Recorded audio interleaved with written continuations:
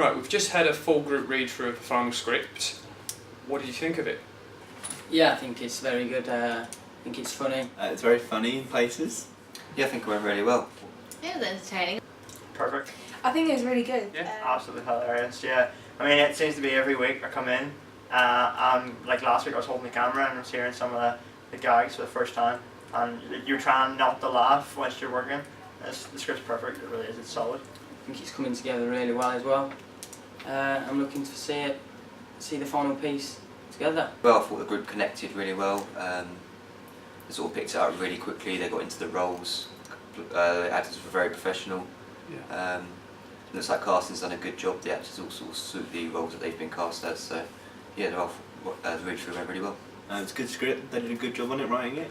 From last time, it's a lot smoother. There's still a few jokes that need to be smoothed out a bit, but yeah, they certainly know what they're doing now, and I really like the script. It's come a long way.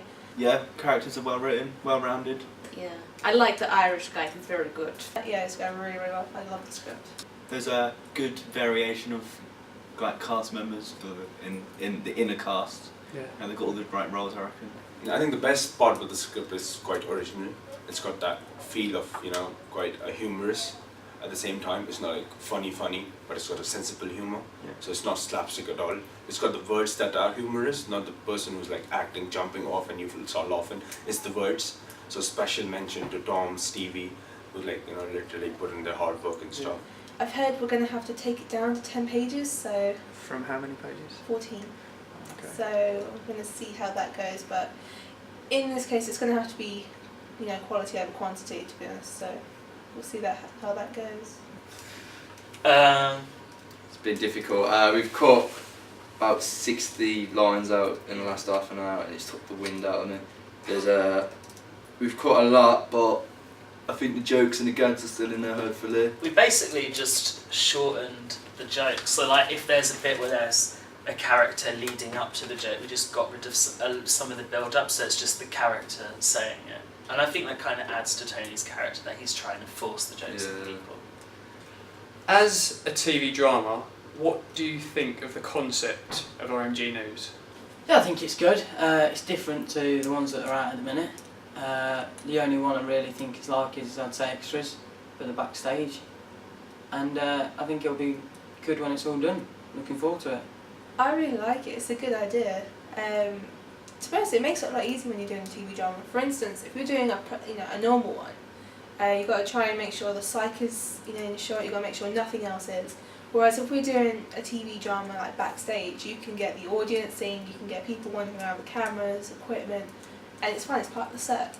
It makes it a little bit easier, but then you can do a lot Backstage, to be honest. So yeah, it's pretty creative, I have to say. Gino's a pretty good director. He knows what he's doing. I think it's a good concept, good idea, and it's awesome. I think it's really good. I think it's sort of something that's not out there. It's something a bit different. The comedy, I think it's been written really well. The writers done a really good job with it. Like I say, with casting, the actors they've cast have been the right actors. They've playing their roles really well. So yeah, I think it's a good drama. I like it. If it's on TV, I'd definitely watch it. Did you take out any jokes that you didn't want to, or did you take any jokes at all? We took out one joke. It was quite poor about the thermometer, and we reworked it. And we were discussing hurricanes and we were trying to think of a weather-based joke that we could do. It took a while, and we come up with one about a sexual innuendo about blowing away a character. Yeah. So we'll have to wait and see. Oh, that'd be a great interesting gag. thing It's a to lovely see. joke. Lovely joke.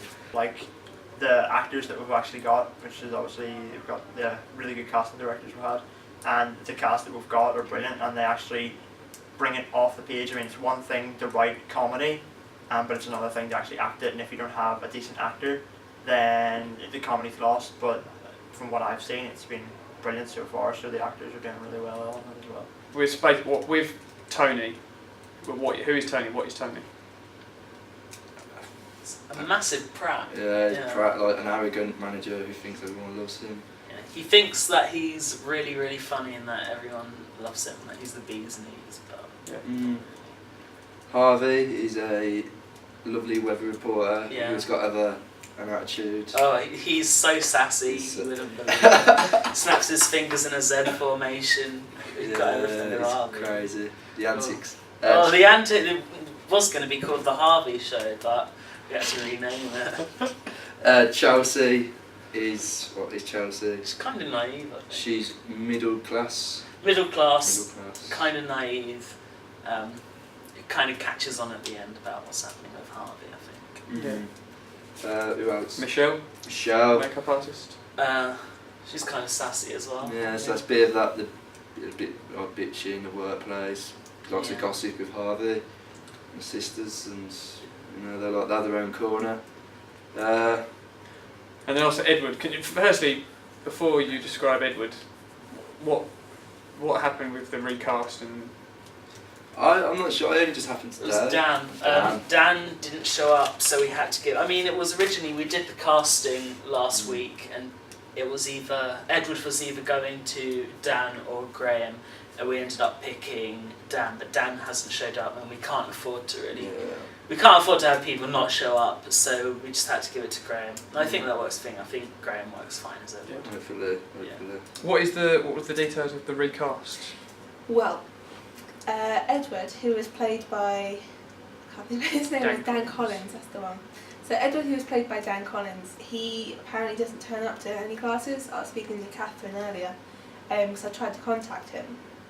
I texted him and I was calling him, and I got a text from him earlier. He was saying he's editing, but is he able to pick up the script? It's like, well, we're having to recast, because apparently he's very, very unreliable. So the guy who was auditioning for the cameraman, Graham Reed, he's now going to play Edward. Who's Edward's character? What is Edward's character? Almost is about as close as A friend to Tony. as you can get. Oh yeah, he's still a bit like they still don't get on, but they're not as they're both in the same league. I'd say it's sort of like Edward's trying to chum up to Tony so Edward can get higher status, but he still thinks that Tony's a bit of a prat. And that was the end of our last rehearsal before our final production in 2 weeks' time. How do you think it went? It was very, very productive, I must say. It was a very, very good session. Kind of was very concentrated on the actors and kind of the movement, just so everything kind of flows. So when we come into it in the final week, everyone knows exactly where they're going and what they're doing. But yeah, I would say a very, very productive session. As far as the plan is concerned, Gino is quite clear on what we have to do on the final scene. And today it was really good option from Jed, which he tried to figure out. It was a good experiment without the cameras. Because when we are with the camera, right, we can't really use our minds much. We're just going with this flow.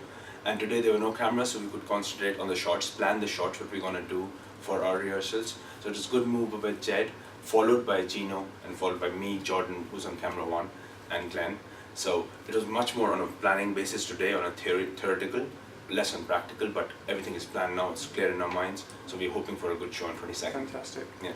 How do you find working with Gino as a director? Gino as a director, first of all, he's like, he gives you freedom to create shots, because I've worked with him last time as well. So usually I hate static shots and stuff, so if a director is like zoom in, MCU and stuff, I hate to follow the director rather than create my own stuff. If he likes it, he can say yes or no, but that's how the TV industry works, so I can't really argue on that fact. Gino tries to understand every point we as a cameraman make, and he tries to enforce it. If he doesn't like it, he says it on his face, I don't like it, we could have done. He gives you a better example. So we try, and the chemistry is really good. I agree. Gino, he knows what he's doing. He's interested.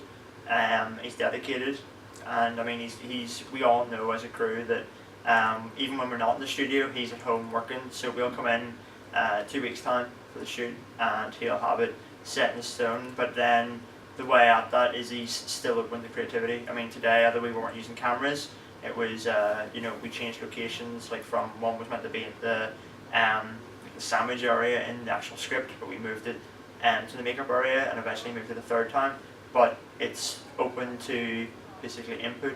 So Exactly. Just because you're a cameraman doesn't mean you just do camera. It also means you can give your input. Whereas other directors kind of have like the role of tiers. So I'm the director, I'll do it. But Gino is extremely open and just likes input. So, and he also keeps it calm on the floor as well. So the good thing about him is it's more he can come over and speak to you on a one-to-one and he basically makes everyone feel good. I mean, he makes everyone on top of the game. So. Yeah. Do you think we're ready for 14 days' time? No, I'm joking. No, I think we are. I think now we're ready. I think we've just hit the final nail on the head, and I think we're ready now. It's just all about just banging out the rehearsals on the day with the costume, the new set. Yeah, that's about it. I think we're ready. What's the process you're going to take now? What are you going to do in between now? Well, now until then, I've probably got to do quite a bit of camera scripting. I'm predicting about 20 hours plus of just writing down the exact movement, writing down the movement for the camera so the cameras know exactly where they're going, and have everything on a piece of paper. So when it comes to the day, there's not much question from me. People will have it documented for what they do. Because when it comes to the actual day of the shoot, I do very little. My work is before the shoot. On the day of the shoot, I do very little. Everyone should know what they're doing. But for kind of reference, there's a documented script that they need. So the cameras will have script, the actors will have the acting script, the vision mixer will have a camera script as well. Yeah.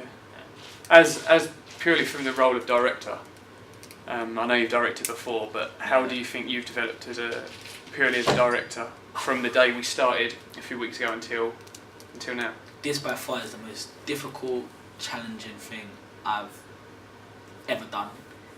So in terms of development, I think I've developed a whole lot, and in terms of, I would say it lets me know how much work there really is into directing, because I want to get into directing obviously when I get older, and it's not just point and shoot, which I always knew, and there was always reasoning for everything I did, but in terms of developing now, in terms of that stage of really perfecting the craft, and this is the trickiest bit. This is like really, really where I've had to put a lot of work in, and I think I've developed into a much better director. I still wouldn't say I'm nowhere near where I need to be when I leave, but I've learned a lot over the last couple of weeks.